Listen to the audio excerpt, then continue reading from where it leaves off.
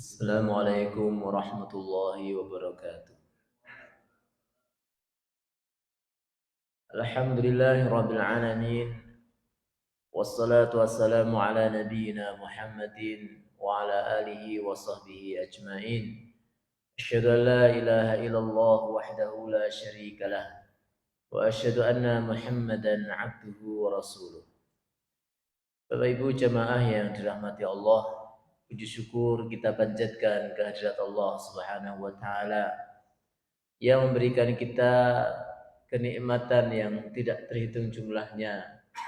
Di antaranya kita bisa melaksanakan sholat maghrib dengan berjamaah dan hadir dalam majlis ilmu yang insya Allah penuh barokah ini.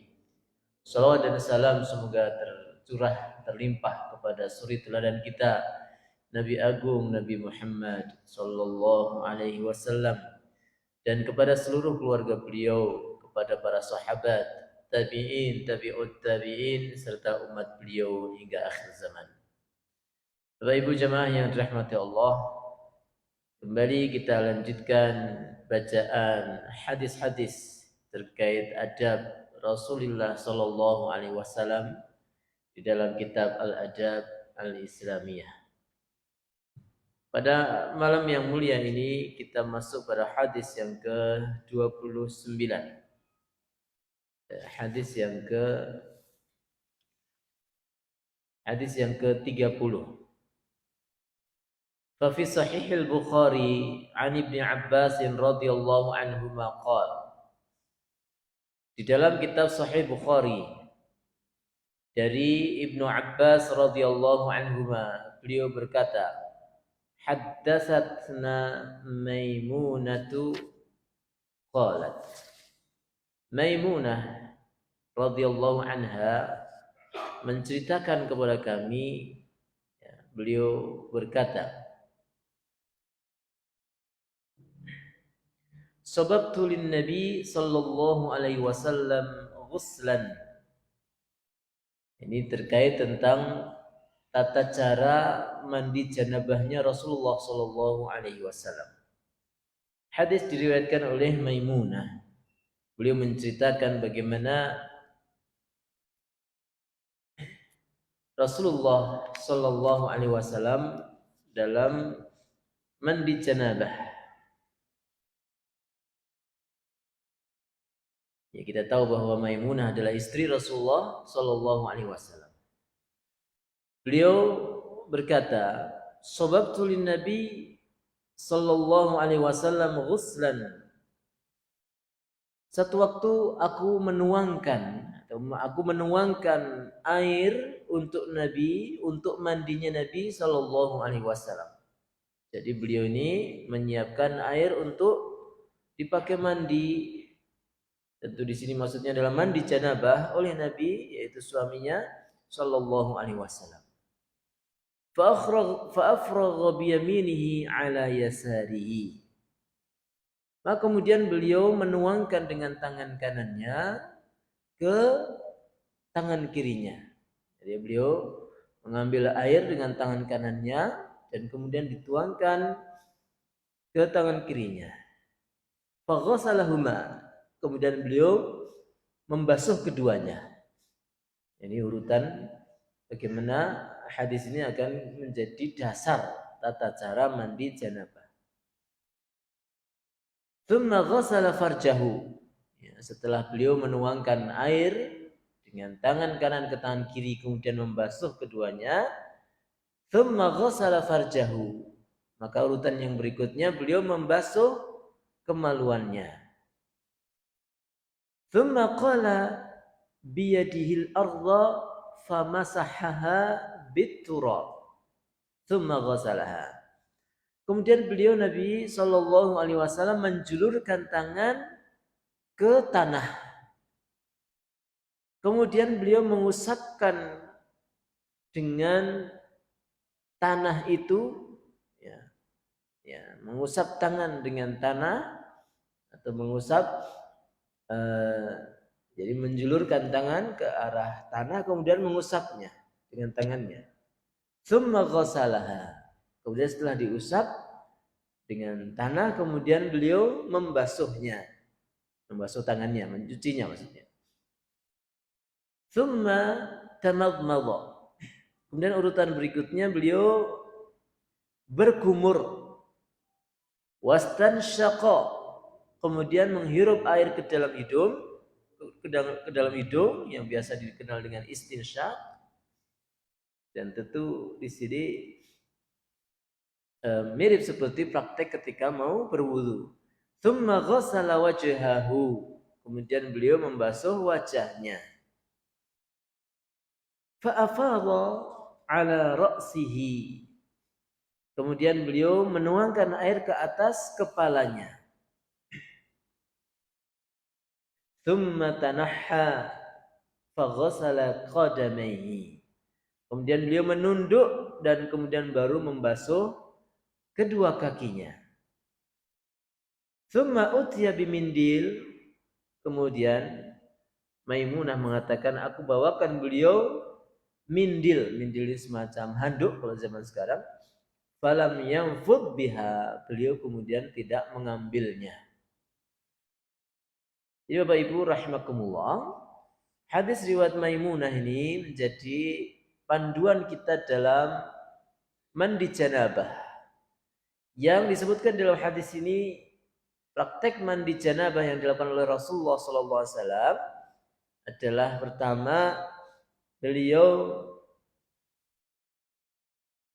dibantu oleh Maimunah untuk mengambil air dan menuangkan air. Ini tidak masalah. Jadi artinya dalam hal masalah minta air untuk bertoharah, baik dari hadas kecil atau hadas besar, kepada orang lain, itu tidak masalah, ya, tidak masalah. Sebagaimana Rasulullah minta kepada Maimunah untuk dibawakan air.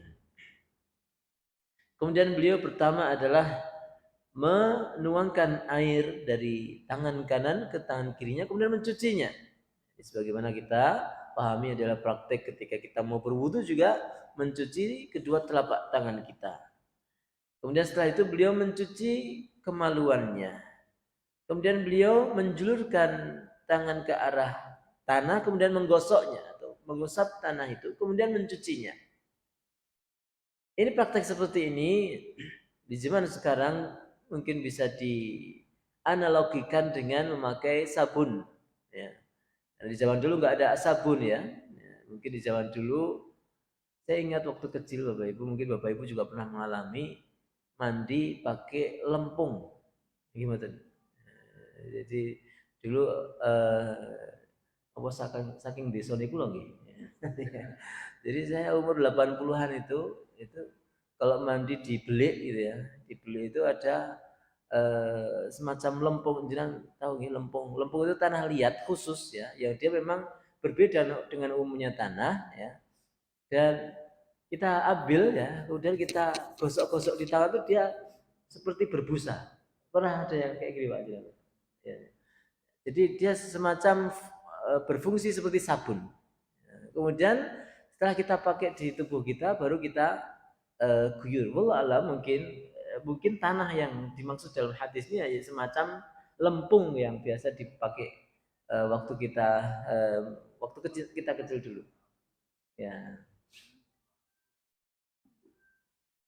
Nek sapi nganggo pasir lalu damen ya. Ya, zaman dulu ya ketika kita yang guyang sapi ke mana ke sungai itu kan kita ambil tanah lempung dan campur pasir kemudian pakai damen itu. Ya zaman dulu Bapak Ibu, kita tentu ini kita cerita hadis 1400 tahun yang lalu. Sehingga di sini bisa di zaman sekarang bisa diganti dengan sabun ya. Ketika beliau selesai mencuci tangan, kemudian mencuci kemaluan, kemudian beliau mengambil sabun ya. Seperti ini kita bisa mengambil sabun. Kemudian kita gunakan untuk membersihkan tubuh kita. Setelah itu beliau kemudian berwudu. Ya, berwudu, ya, ini masih di awal-awal mandi. Berwudu dengan praktek yaitu berkumur, kemudian menyedot air di hidung, kemudian mengeluarkan kembali, kemudian beliau membasuh wajahnya Dan dalam hadis yang lain dilengkapi yaitu praktek seperti praktek wudhu seperti biasa, kemudian mengguyurkan air ke kepala kemudian badan, baru setelah itu mencuci kakinya. Demikian. Ya, di sini disebutkan membasuh wajah, kemudian beliau langsung mengguyurkan air ke kepala, kemudian sampai tentu maksudnya kepala mengalir ke badan, kemudian baru setelah itu beliau menunduk untuk membersihkan kedua kakinya. Dan di terakhir praktek wudhu Rasulullah, praktek mandinya Rasulullah itu kemudian beliau diberi handuk oleh si Maimunah ini radhiyallahu anha, tapi beliau tidak memakainya. Ini artinya adalah bahwa habis mandi itu ya tidak wajib handukan gitu ya, tidak wajib handukan. Saya kira juga ini perlu diperhatikan bahwa ini ya kondisinya adalah di daerah yang panas ya, di Madinah, di Mekah yang di sana nggak usah handukan ya, habis mandi pakai baju pun langsung kering gitu ya. Demikian. Semuanya dirahmati Allah SWT. Kemudian hadis yang ke-31, hadis riwayat Muslim. Wa fi riwayati Muslimin. Thumma adkhala yadahu fil ina. Kemudian beliau masukkan tangannya ke bejana, tempat air. Thumma afragha bihi. Artinya beliau kemudian mencelupkan air, mengambil air dan menyiramkan ala farjihi, di kemaluannya, wa ghasalahu bishimalihi, dan beliau kemudian mencuci kemaluannya dengan tangan kirinya. Tsumma dharaba bishimalihi al-ardha, kemudian beliau memukulkan dengan tangan kirinya itu ke arah tanah, mengambil tanah ya, menempelkan tangan ke tanah dengan tangan kiri. Fadallaka hadalkan syadidan, kemudian beliau menggosoknya dengan gosokan yang kuat. Di sini mungkin untuk menghilangkan kotoran-kotoran yang ada di badan. Tawaddo'a wudu'ahu lis-shalah, kemudian beliau wudu seperti wudunya salat. Tsumma afragha ala rasi, kemudian beliau menuangkan air ke atas kepala. Salasa hafanatin mil'a kaffihi, dengan 3 guyuran, dengan sebanyak cakupan telapak tangan. Ya, berarti 3 sebesar cakupan telapak tangan, mungkin setengah gayung ya, setengah gayung berarti 3 guyuran setengah gayungan ya. Tsumma ghassala sa'ira jasadihi, kemudian baru beliau mengguyur seluruh jasad atau seluruh badannya. Tsumma tanahha an maqamihi, kemudian beliau berpindah dari tempat berdirinya. Dzalika fa ghassala rijlahi, baru kemudian beliau mencuci kakinya. Ya bisa jadi di sini mungkin karena beliau misalnya buang air kecil kemudian di situ ada najis atau apa, beliau berpindah kemudian baru beliau kembali mencuci kakinya ya, yang dikhawatirkan masih ada najis gitu. Demikian saya kira Bapak Ibu dalam masalah praktek mandi janabah ini bisa diringkas. Yang pertama adalah mencuci kedua telapak tangan, kemudian setelah itu mencuci kemaluan, kemudian setelah itu berwudu dengan wudu sempurna seperti sholat untuk wudu sholat kita, kemudian setelah itu mengguyurkan air ke kepala ya, ke kepala. Di situ boleh sebelumnya memakai sabun atau tidak. Zaman dahulu pakai tanah, zaman sekarang bisa pakai sabun. Dan dalam kitab ini, bab ini diberikan judul oleh penulis memakai sabun ketika mandi janabah. Kemudian setelah itu mengguyurkan air ke seluruh badan dan kemudian mencuci kedua kaki yang dikhawatirkan ada atau menginjak atau masih ada najis di situ. Tentang mandi saja diriwayatkan oleh para sahabat, oleh para istri Rasul. Ini menunjukkan apa saja yang dilakukan Rasul itu penting untuk kita tiru. Ya, apa saja yang dilakukan Rasul, bagian-bagian masalah kecil, ya praktek-praktek yang sepertinya sepele, kalau kita coba ya setiap hari kita berapa kali ya kita melakukan rutinitas aktivitas yang manusia pada umumnya melakukan. Tapi ketika kita praktekkan itu sesuai dengan apa yang dicontohkan Rasul, maka berapa banyak pahala yang akan kita dapatkan. Misalnya ketika tidur, kita praktek tidur seperti tidurnya Rasulullah, ketika makan, ketika keluar rumah, ketika duduk, ketika berbicara, ketika kita dalam hal ini seperti berwudu, mandi, ya ini dipraktek. Apa boleh mandi janabah ini kita praktekkan pada mandi-mandi biasa? Ya boleh saja. Ya artinya tidak harus mandi janabah. Kita praktekkan mandi seperti ini pada mandi-mandi kita pagi dan sore hari. Ini juga insya Allah berpahala jika diniatkan ittiba, mengikuti sunnah Rasulullah Shallallahu Alaihi Wasallam. Demikian Bapak Ibu tentang masalah adab istinja dan qada'ul hajah di awal pembahasan kitab ini. Dan berikutnya kita pindah pada bab yang kedua adalah adabul wudu atau adab berwudu. Urutan hadis yang ke-32 yaitu membaca basmalah ketika mau berwudu. Rawat Tirmidzi an Sa'id bin Zaid radhiyallahu anhu qala sami'tu Rasulullah sallallahu alaihi wasallam yaqul la wudu'a liman lam yadhkur ismallahi alaihi. Tidak ada wudu. Di sini la wudu'a, tidak ada wudu, maksudnya tidak sempurna suatu wudu. Tidak sempurna suatu wudu bagi siapa yang tidak menyebut nama Allah atasnya.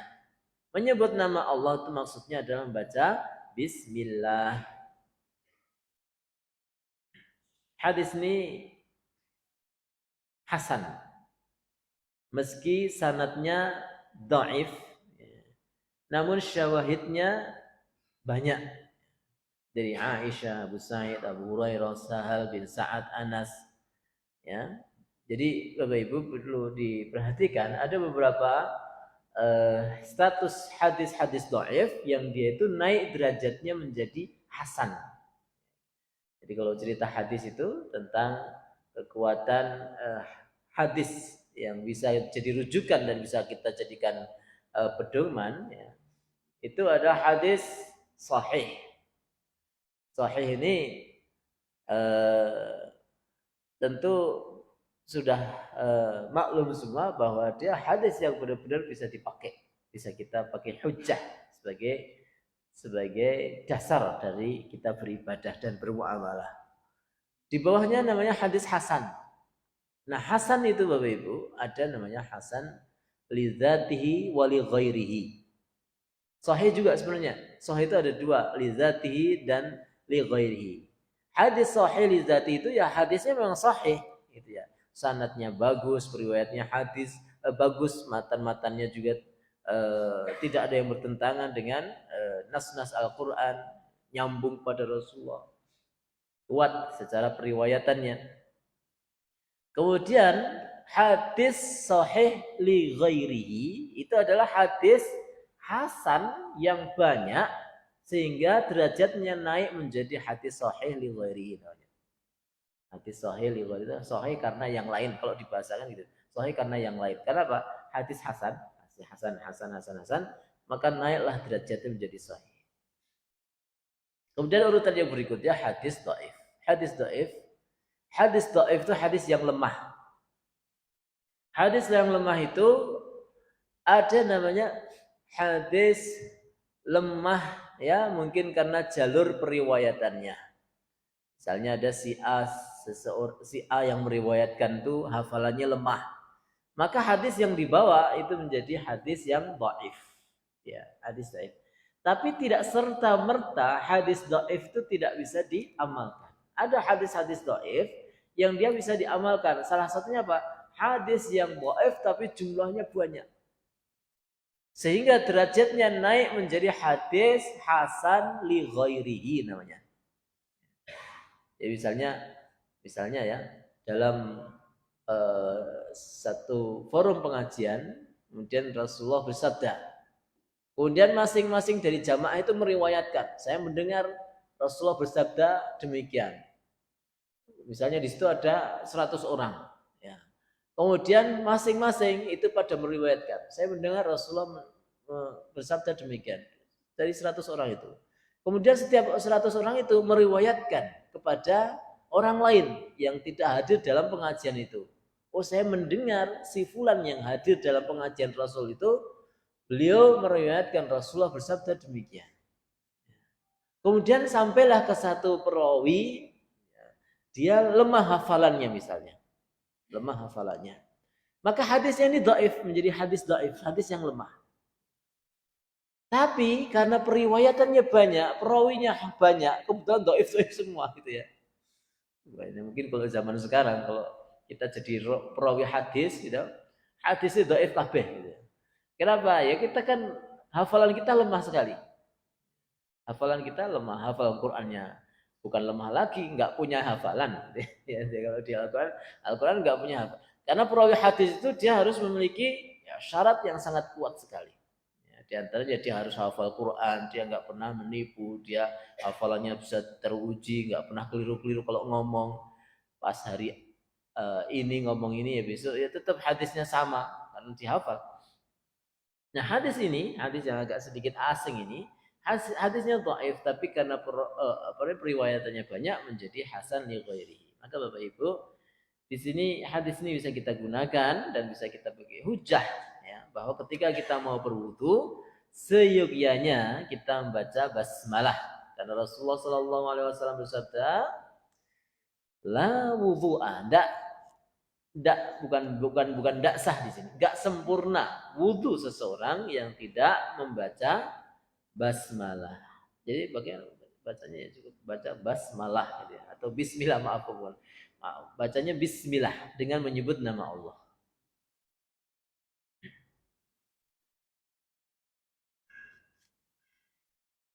Kemudian yang hadis yang berikutnya tentang ada berwudu, hadis yang ke-33, rawal Imam Ahmad bisanadin hasanin an Abi Hurairah radhiyallahu anhu qala.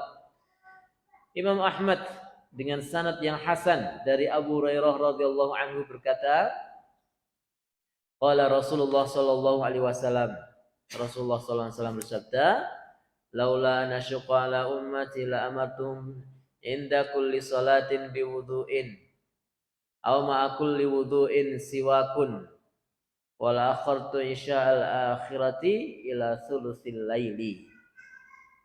Andaikan aku tidak memberatkan umatku, sungguh akan aku perintahkan mereka. Artinya perintahkan, artinya akan aku wajibkan mereka. Inda kulli salatin, setiap kali salat, biwudu'in, untuk berwudu. Artinya untuk berwudu ini tajdidul wudu. Ya.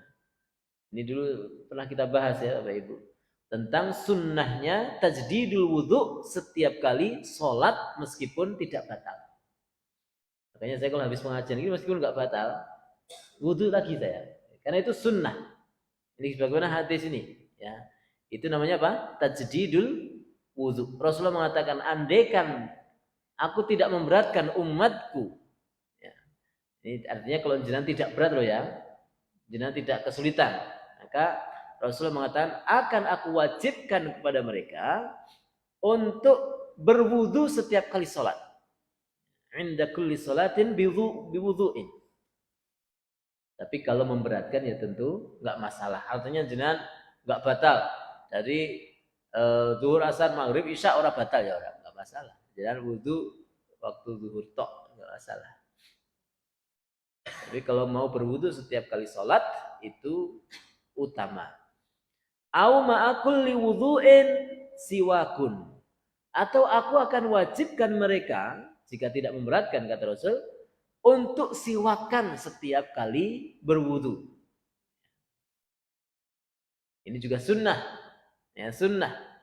Ya, jadi siwakan atau gosok gigi setiap kali berwudu. Ya, tapi kalau pakai odol ya tombok ya. Setiap kali wudu ya mungkin bisa seminggu odol entek.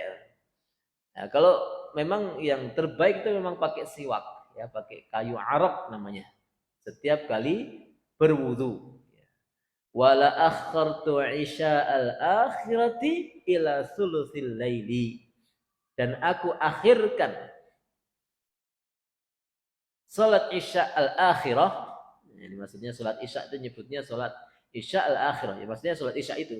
Aku akhirkan salat isya ila thulutsil lail, ke sepertiga akhir malam.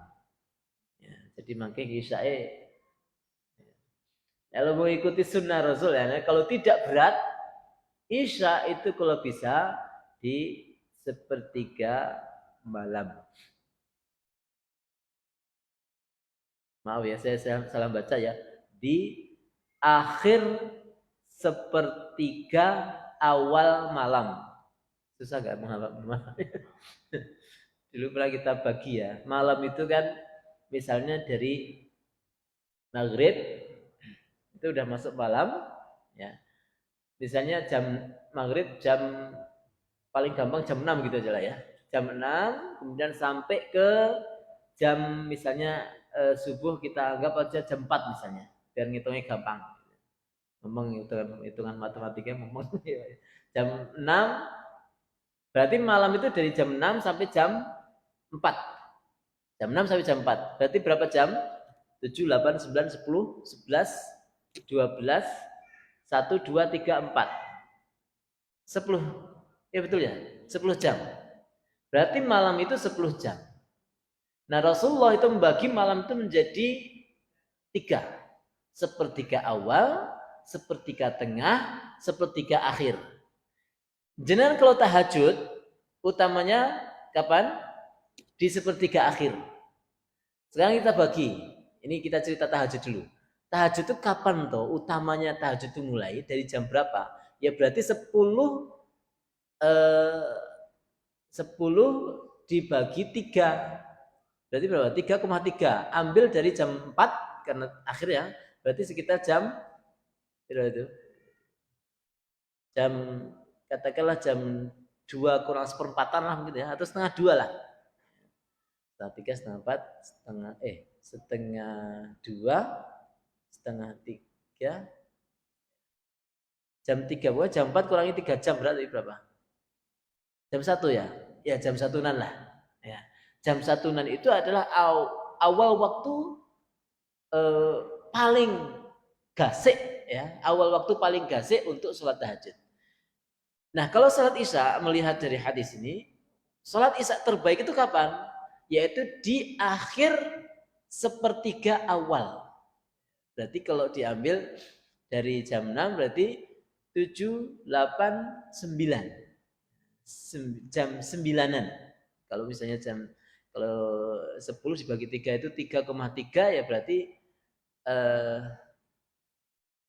3 jam kunjul sepertelon. Ya berarti jam itu 60 berarti 60 dibagi 3 20 berarti jam 9 20 menitan.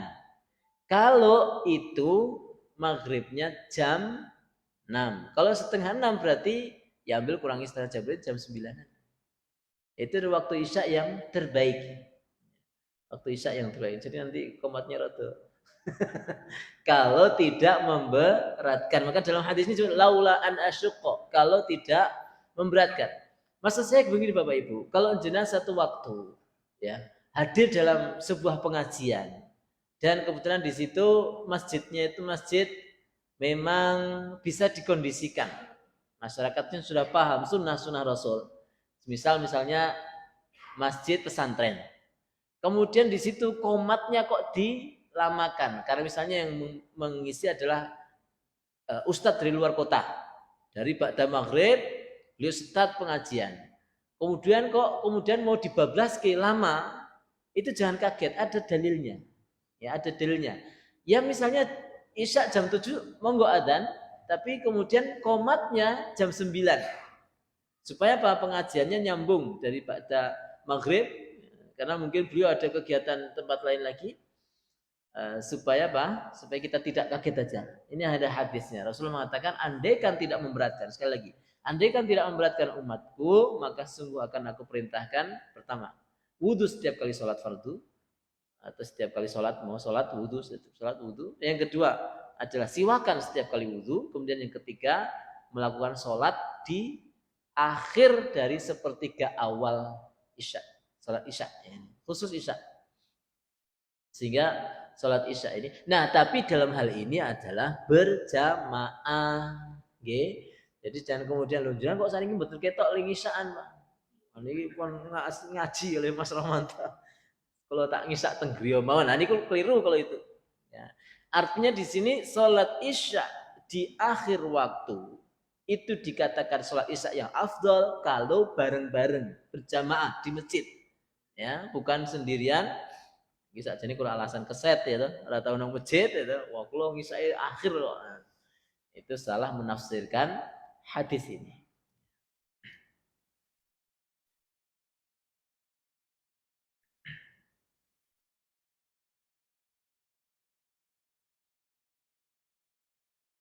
Nah, di sini oleh penjelas atau syarah hadis ini disebutkan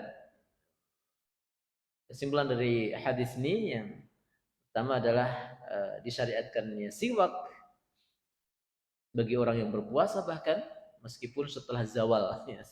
Karena hadisnya umum. Setelah zawal, setelah zuhur mau siwakan nggak masalah karena hadisnya umum. Yang kedua di antara waktu yang ditekankan untuk siwakan adalah ketika mau sholat dan ketika berwudu. Kemudian yang ketiga adalah disunahkan untuk tajdidul wudu setiap kali mau sholat. Jadi memperbaharui wudu setiap kali mau sholat. Kemudian yang keempat adalah disunahkan untuk mengakhirkan sholat isya di akhir sepertiga awal malam. Jika dilakukan dengan berjamaah. Gitu, gitu.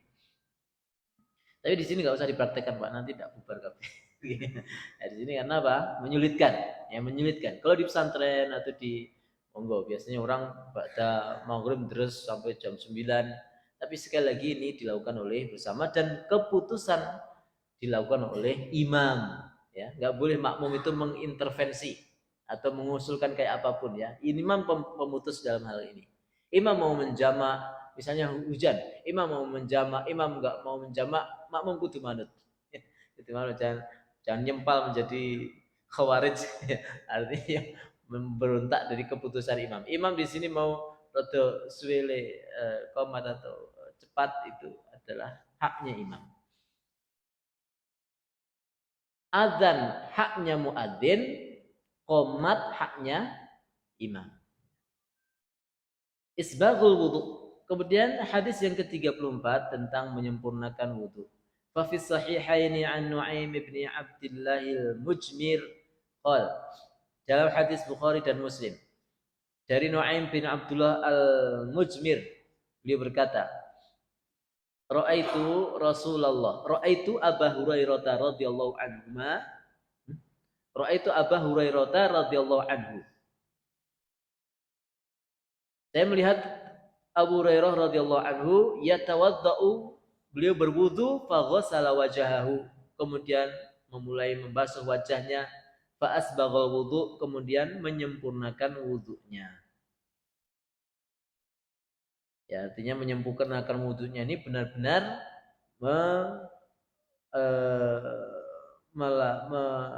membasuh seluruh anggota tubuhnya, anggota tubuh yang wajib dibasuh ketika wudu, dan kemudian melebihkan dari basuhannya dan kemudian membasuhnya sebanyak 3 kali dan menggosoknya.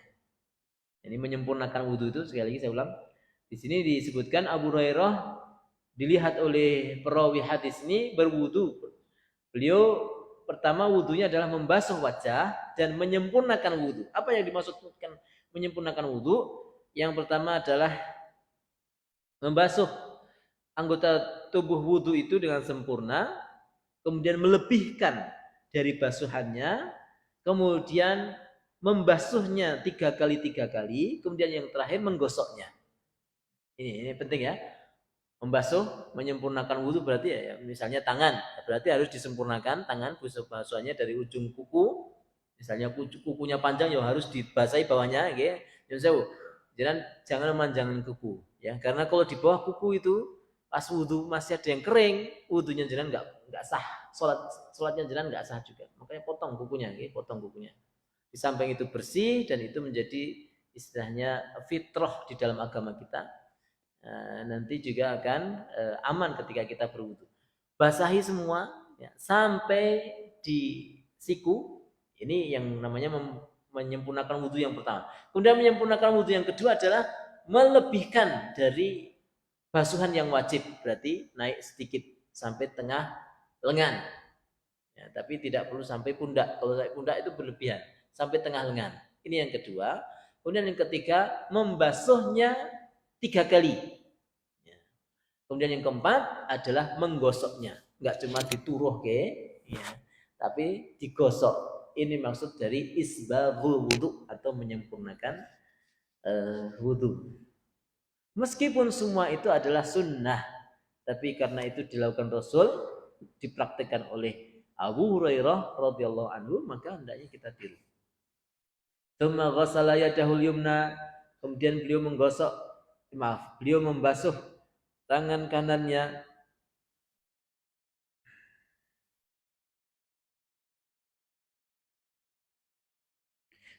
hatta asyra'a fil 'ududi, sampai ke siku.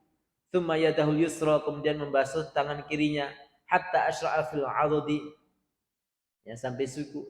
Tsumma ghassala rijlahul yumna, kemudian beliau Abu Hurairah membasuh kakinya yang kanan. Tsumma asyraka fis saq, ya sampai mata kakinya. Ya, maaf ya.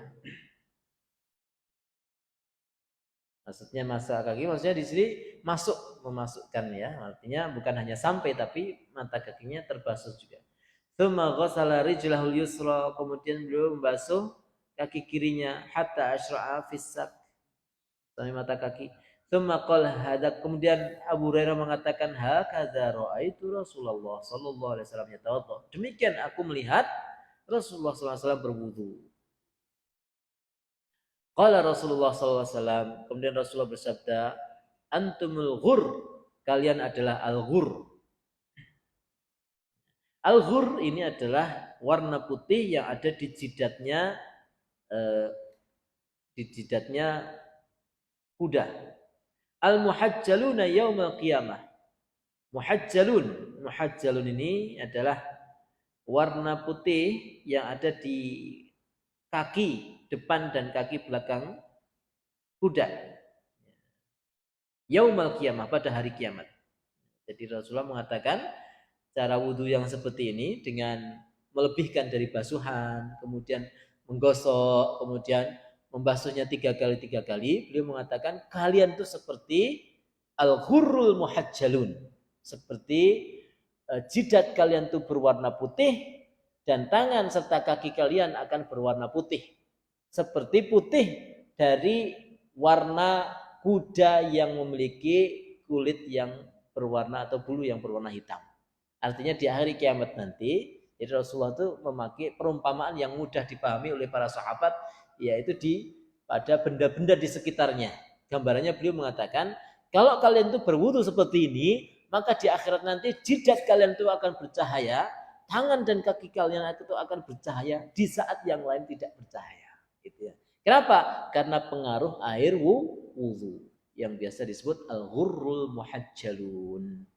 Ya Bapak Ibu, ini pentingnya isbaghul wudu, menyempurnakan wudu supaya basuhan ya air wudu kita ini nanti akan berubah menjadi cahaya di hari kiamat. Loh, kenapa? Apa maksud atau manfaatnya bercahaya? Yang pertama, kita akan lebih mudah dikenali oleh Rasulullah Shallallahu Alaihi Wasallam. Dalam hadis yang lain disebutkan Rasulullah itu mengenali kita bukan melalui KTP kita, ya, bukan melalui pengakuan kita, tapi melalui apa? Cahaya dari air wudhu kita. Semakin banyak kita ini berwudhu, semakin banyak kita melaksanakan sholat, semakin kita dikenali oleh Rasulullah SAW dan berpulang mendapatkan syafaatnya. Demikian. Penting sekali kita menyempurnakan wudhu. Yaumul qiyamah isbaghul wudhu, karena menyempurnakan wudhu. Faman istata'a minkum falyutil ghurratahu. Siapa yang mampu di antara kalian, maka panjangkanlah hurrahnya. Hurrahnya itu maksudnya tadi ya, warna putihnya. Kalau mampu, panjangkanlah warna putihnya. Artinya apa? Kalau membasuh misalnya wajah. Wajah ya bukan cuma wajah, tapi kalau bisa sampai bawah sedikit. Ya. Kemudian tangan, ya bukan hanya sampai siku, tapi dinaikkan. Kemudian kaki, ya kalau bisa jangan cuma sampai mata kaki, tapi dinaikkan sampai tengah betis. Kata Rasul demikian. Barang siapa yang mampu, maka panjangkan hurrahnya watahjilnya, tahjil ya, tangan dilebihkan, demikian. Manfaat dari kita menyempurnakan wudhu adalah untuk kebaikan kita di hari kiamat. Jadi Bapak Ibu rahimakumullah, monggo kita dari hadis ini kita bisa mengambil pelajaran supaya kita benar-benar menyempurnakan wudhu kita, bukan hanya sekedar ngesah ke sholat ya, tapi supaya apa? Bermanfaat untuk akhirat kita. Wassallallahu ala nabiyina Muhammadin wa ala alihi wa sahbihi ajma'in. Assalamualaikum warahmatullahi wabarakatuh.